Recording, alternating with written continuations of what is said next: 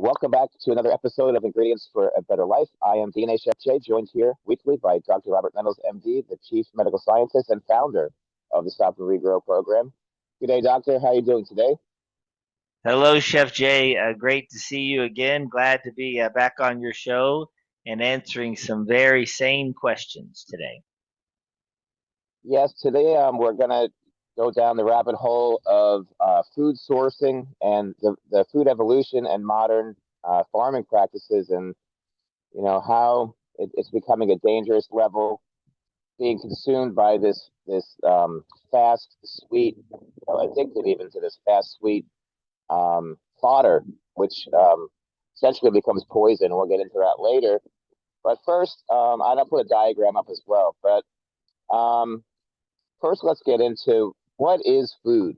Let's take it back to the fundamental elements of food, and it is, fuel as energy for growth and movement, is what I say, right? What's your take on But it, Doctor? What is there are a food? lot of ways to answer that question, Chef Jay. As a molecular scientist, I would say that food is composed of one of three macronutrients. And today, people talk about all the things they eat, but if you really break food down to the smallest of the elements, the macronutrients, you would have protein, fat, and sugar. And from that basic three, you could then find a few extras, but that would suffice for most humans on Earth to understand the relationship of those three macronutrients throughout any given day.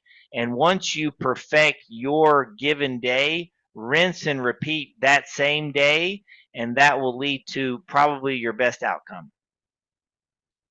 Yes. The problem is that a lot of times, most people nowadays in the Western world, where it's taste over health.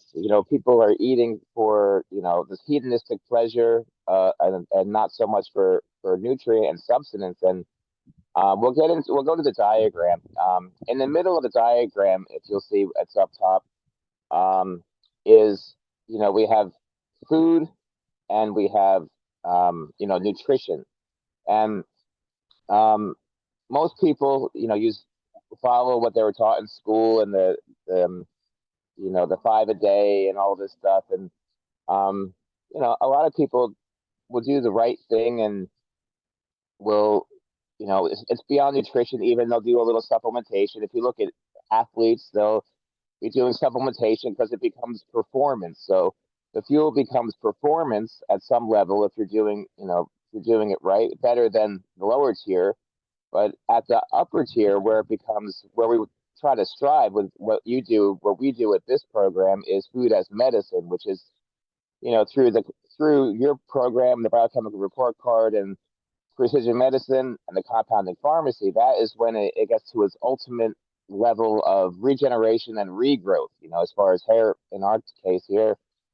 But when you get to that, if you look at the lower level, that lower level is where, due to the monocrop culture and the cost efficiency and feeding this global, there's a lot of the population that's out of control.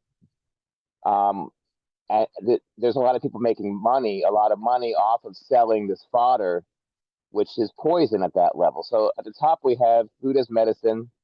In the middle, you have fuel, nutrition, supplementation. And the bottom goes down into the fodder, which is where most people are at, addicted to the sweet, processed fodder. And a lot of companies are making a lot of money off of this. And if we're not careful where that line is, it becomes poisonous to us.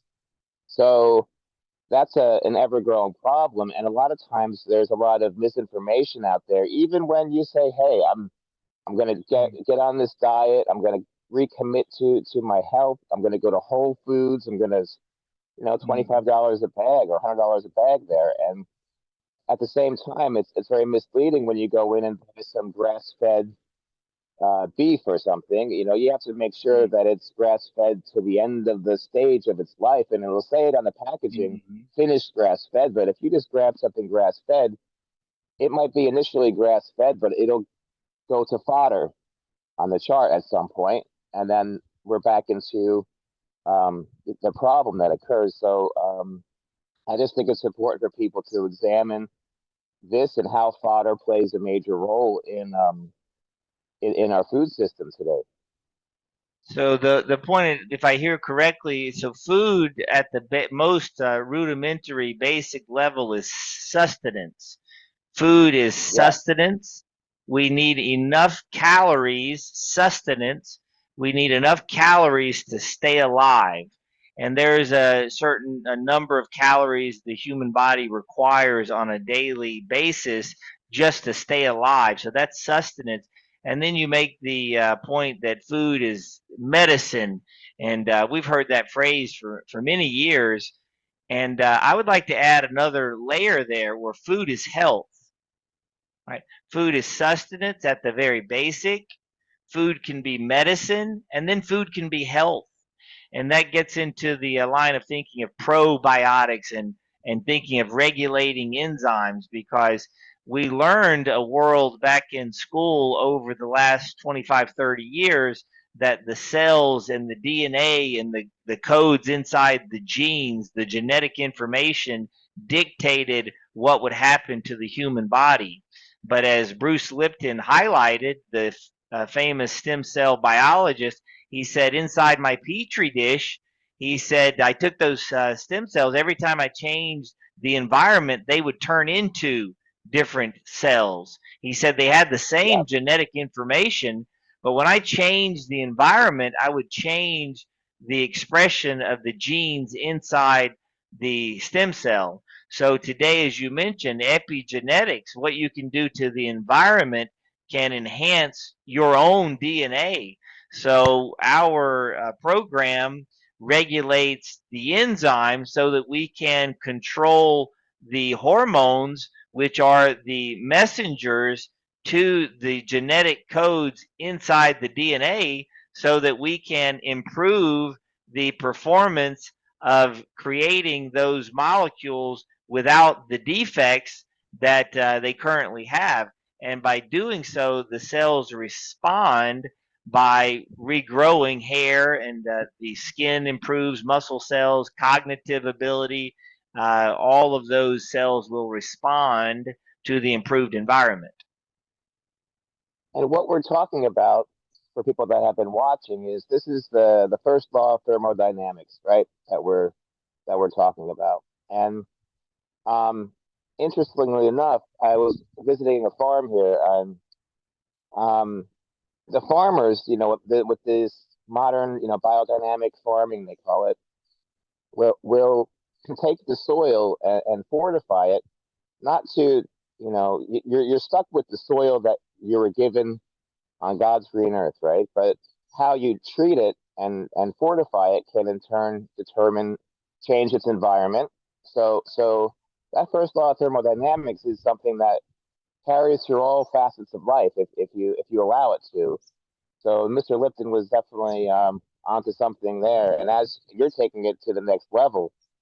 So another thing I wanted to bring up as well is that not to be for people not to be so reliant on these terms like, oh, I have to buy organic, or I have to make sure that when you buy organic, talking to these farmers, a lot of times the nutrition is stripped out of the food in order to get that certified organic stamp on it, when it's better, or not better, but it's oftentimes best to seek out these local farmers that may not have the capacity to be certified organic by some organization, but they're doing everything right at that biodynamic farming level, and you get this product of these. I've had lettuces and leaves off of root vegetables that are more substantive, more have more depth and texture layers to them, and you can really see the difference when someone is caring about what they're doing. And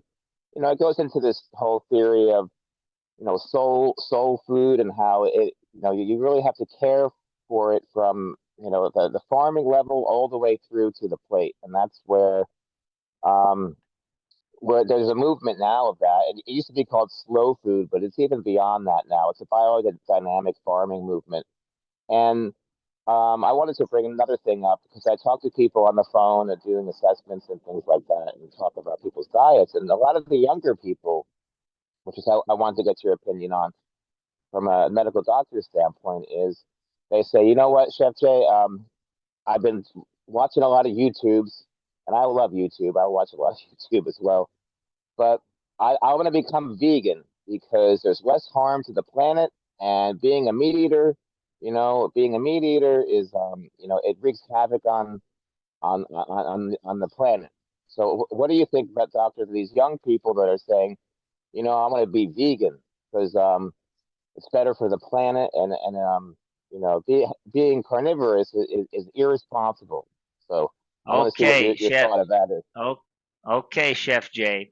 If you believe that evolution is how you got to this place on Earth where you are, and if you believe that nothing big banged itself into everything, and you're not predestined with a purpose on Earth, and you don't believe that there's a God of the universe who created it all and has everything in control, you might believe in that fallacy. But at the end of the day, it's just the human wanting to believe in what the human wants to believe in. The human wants to eat what the human wants to eat, so it talks itself into what it talks itself into. It does the same thing with the principle of morals and righteousness. It wants to create its own morals and its own laws. And there's a book out there with all the laws that we need to follow. And in that Bible, it says you can eat from the meat because God said so. So that God will take care of the planet. So I wouldn't stop eating meat Yeah. because I'm trying to protect the planet. Well, I don't believe in it. And talking to farmers, to grow soybeans, to grow, things to make tofu salads, and the mainstays of this, a lot of this processed vegan food, is actually more destructive, on the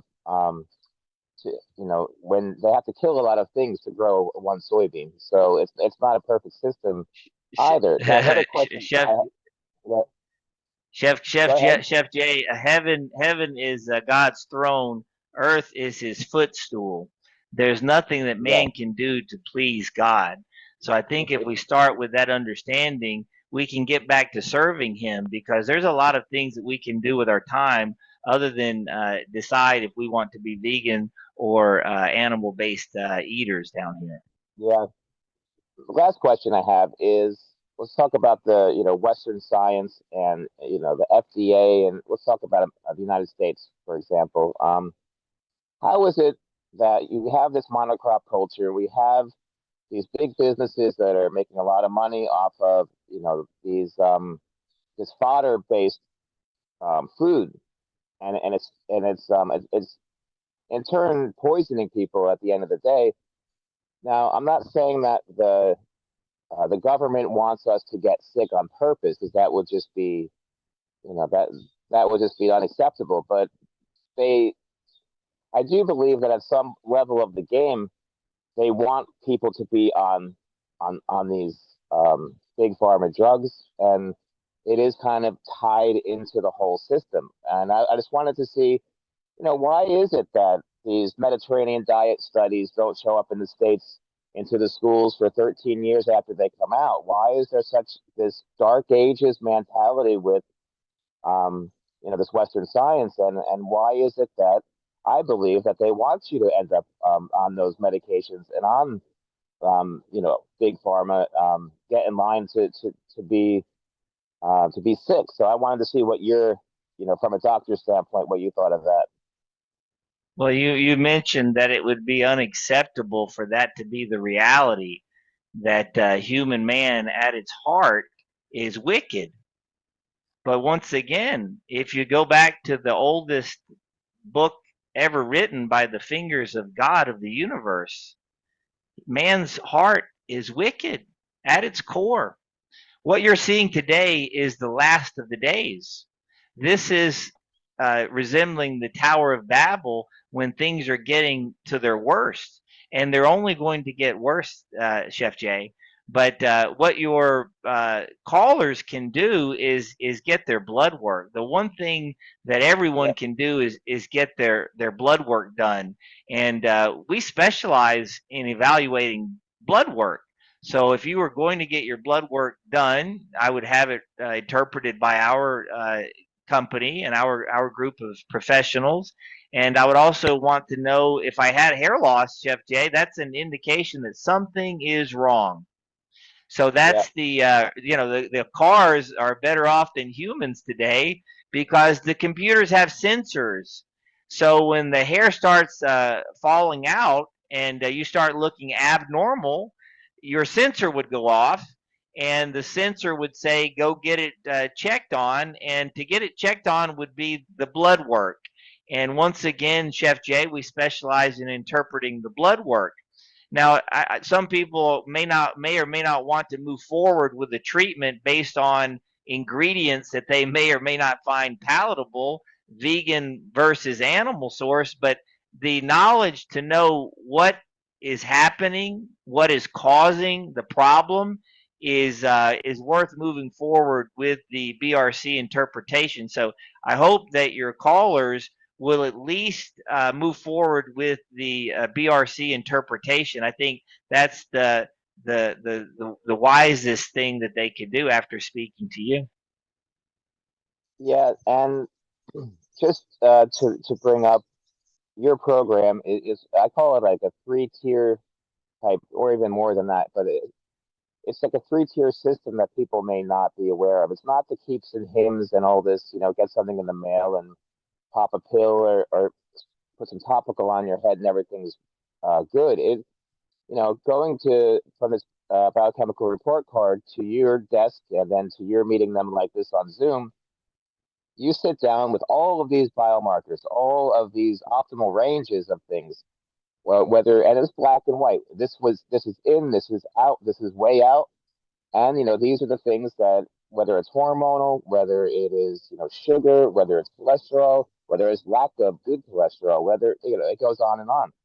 So with you, they get to one sit down and identify what's causing this problem, the cosmetic indication, what's causing the hair loss, fix the other problems.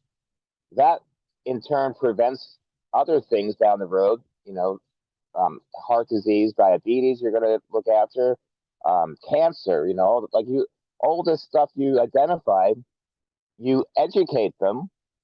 They oftentimes get new diets, new way of feeding themselves, new ingredients, how to, and then the food is medicine, and then precision medicine, compounding pharmacy, which is the future if you're not already on board with it, if you're not already supplementing. And here's the last thing I'll say about it is, in this modern food system that is so incessant on cost control and feeding this global, population that we can't really keep up with. But they're doing it with this fodder. There are things that are missing from our diets that are very hard, very difficult to get in. Certain aminos, certain other things. But you can see from this biochemical report card, hey, this is they're lacking in this. You can add that, to their prescription, to their capsule supplementation. So they're getting a lot of those different things. It's not just, off the shelf in the mail. There you go. It is. It's much more. It's a much more involved system of learning and learning how to feed yourself for the future. So that's what I wanted to get with this episode was that it's a food evolution that we're talking about, and it's you know precision medicine evolution where we're looking back so we can be inspired to move forward. So that's where your program comes in, and thank you, doctor, for everything you do with that and what you've done for me, and because it's a way to survive this last leg of this modern world. Because let me tell you something, the government's not going to do it for you, and if you want to stick around, you have to get on board, is what I say. I wish they all shared your enthusiasm, Chef Jay, because you are speaking the truth, and this is the way. It's hard to get people to believe. But I can see Yeah. in your eyes you are a believer, and this is why you've turned out so well.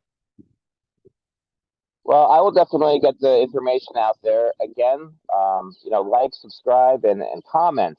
Put the comments in, and there's no question the good doctor here won't answer. You're not afraid to answer any questions, and it's sad in a way because I find a lot of people I talk to, most people I talk to, that is, what are the ingredients? What's in this? What is the main ingredient in Chef this Jay, let's supplement? role play. Let's role play. I'm Yeah. ready. You ask me a tough question, and let me take over your position for a few seconds, and let's see how it works. No, I'm not Okay. a professional. I'm not a professional at your Well, stage, but I'm just going to use logic, and let's see how it goes. So give me some of the tough ones. sure, Hello, I'm sure. Well, Chef Jay. Welcome to yeah, Stop and Regrow. what's the main ingredient Oh, in the hair capsule, like in the okay, oral Tom. capsule? What's the main ingredient? Hey Yep. Tom, hey Tom, I'm Chef Jay and I'm sitting here with a head full of hair. And you're calling Yeah. in. I don't see you. This is just a phone call. Is that right, Chef Jay? Yeah. Yeah. Well, yeah. Sure. Okay. We'll say that. Okay. Hey Tom, this is a phone call, so I don't see you, but I'm sitting over here with a head full of hair. You've seen me on Zoom, is that right? And I'm guessing you're sitting over there losing your hair. Is that right? That's correct. Yeah. Tom, Unfortunately. listen, you called my phone, Tom. Is this true? No, you're sitting over there losing your hair. Is that right, Tom? Yeah. That's right. Yeah. Okay, all right, Tom. All right, Tom. First thing I want you to do is to understand that you didn't cause this. It's not you. It's not your fault. You didn't do it. But you can do something about it. Okay? You didn't Yeah. do it. You didn't cause it, but you can do something about it. First thing you got to do is figure out what caused it. What caused it That's right. is inside your blood. All And right, Tom. the How best do I way set is, up that blood? How do I set up that blood work appointment, Tom? Because now I know you understand that whatever it yeah. is, you didn't do it, but it's in your blood. Now that's what you called for. So let's move forward. All right, Yeah. next call, Chef Jay. Any other tough ones? We got Well, that one nailed down. no, I think it's just what you said before is a lot of it, and it was with myself before I did it too with the blood work. Is it's a lot of fear. People are afraid to actually take an action. They'd rather just Google things, research what is ingredients, or what are chemical names, and they run with this little bit of information, which can be oftentimes dangerous. So they're afraid to say, okay, I'll book an appointment for less than a pair of Nike sneakers that would cost them to get this blood work done, but they'd rather go buy the Nike sneakers and just get back on the internet. So I find a lot of these people don't want to take any action. So that it's fear. These questions, all this stuff is fear, and once you get past the fear, a lot of things go away, and you can actually live a better life with less worries and anxieties, and less distractions. All these things are distractions, just that you can not easily fix, but you can, with a little help with people like yourself and me, it's possible. It's possible to get back on track. So, Doctor, thank you for your time. That was a lot of information that I'll go through, edit, and put up on the internet for people. Again, we'll see you next week for another discussion on ingredients for a better life. Thank you for your time. God bless. You got it. Gracias. Thank you, Chef Jay. Enjoy your day. Take care. Bye bye.